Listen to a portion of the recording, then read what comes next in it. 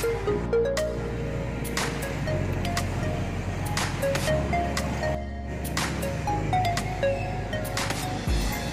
ako sa Kuwan kasi may nakapagsabi sa akin masarap yung kanilang pizza at saka yung kanilang mga milk tea. Kaya, tikiman time para malaman kung masarap at affordable at talaga namang nakakatakam yung kanilang mga foods dito. Let's go!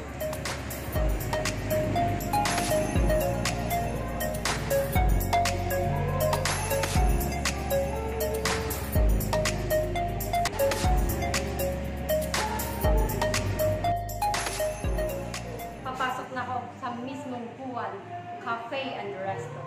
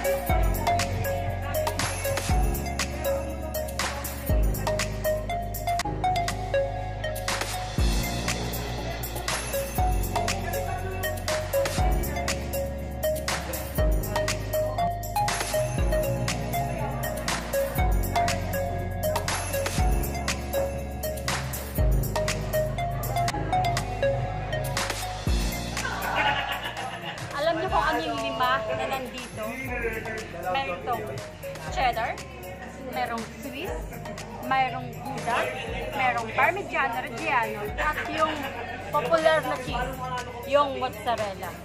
Ayan. Ayan sila. Imagine nyo, 5 yung mga cheese na nandyan. Sigurado akong masarap to, lalo na't mainit pa. So, ay bagong gawa at bagong luto. At yung aking next naman na in-order ay yung tinatawag na tuna alio pepper. Tsaka na may kasamang chicken cutlet. Nakikita niyo yung tuna at saka yung pasta na ginamit dito is linguine. So siya. Tapos yung pesto, ayun na, makikita niyo. At saka yung maaamoy niyo yung masarap na blend ng garlic at saka tuna. So, pang inaantay ko, gusto ko na ang tumikim ito.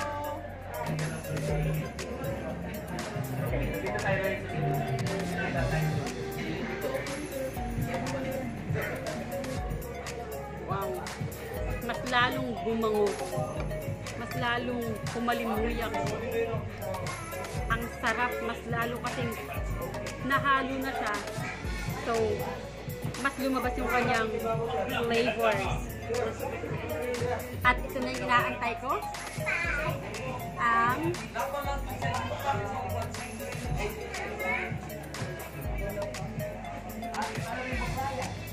ito na yung pinaka-aantay ko. Chicken time!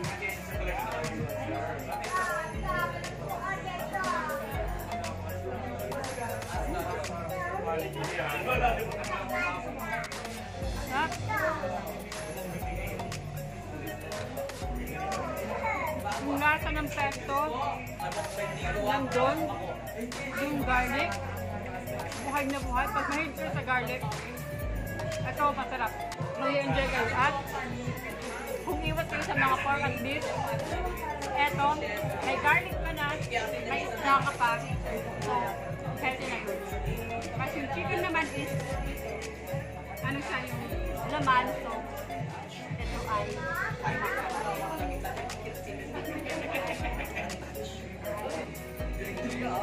nakikita niyo yan. Ang pesto kasi ano siya, basil, saka parmesan cheese, saka olive oil. So, mostly yun ang makikita niyo dito. Ito yung mga kulay green. Ayan. Ayan o. Na dinamnam palalo ng tuna na garlic.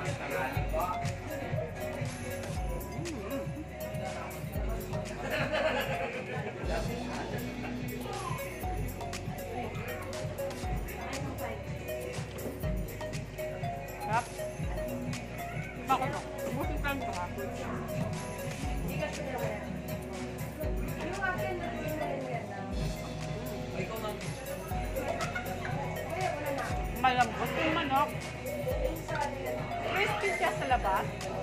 pero malambot siya sa loob at saka nandun yung lasa. Nandun yung lasa ng manok. May alat, may pagka-peppery siya. Swak. Sakto siya doon sa pagiging garlicky ng aking pesto. Ito yung nakakataka na 5 cheese pizza.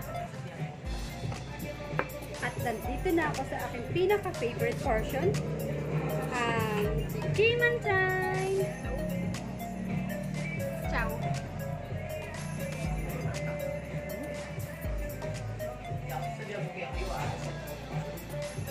Malalasahan mo talaga yung sa isang bite pa lang malalasahan mo na yung limang cheese kasi nandun talaga siya sa buong lugar. Isang kagat, mapapa-second bite ka ulit. Paano ba naman kasi? Kasi sa lugar na yun na kinagatan mo, nandun na yung limang cheese.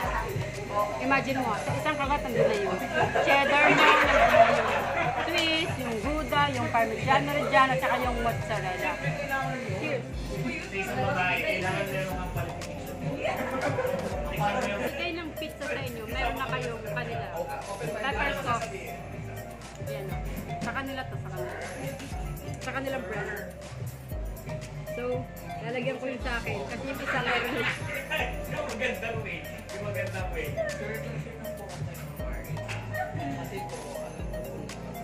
Wow.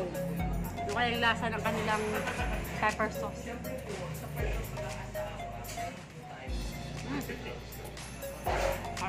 Wow! God.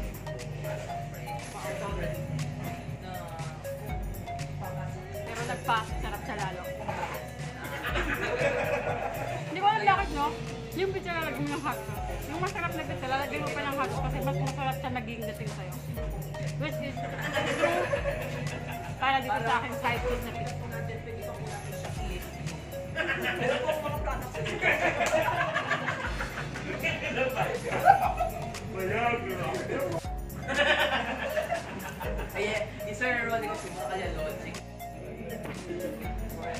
Napalaban ako sa pizza, pero syempre lalabanan ko pa rin itong aking pesto.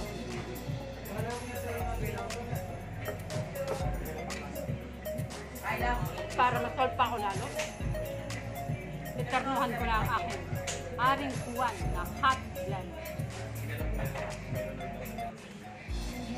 At ako ay mag-i-enjoy, mag-relax, kaya ako'y magpapa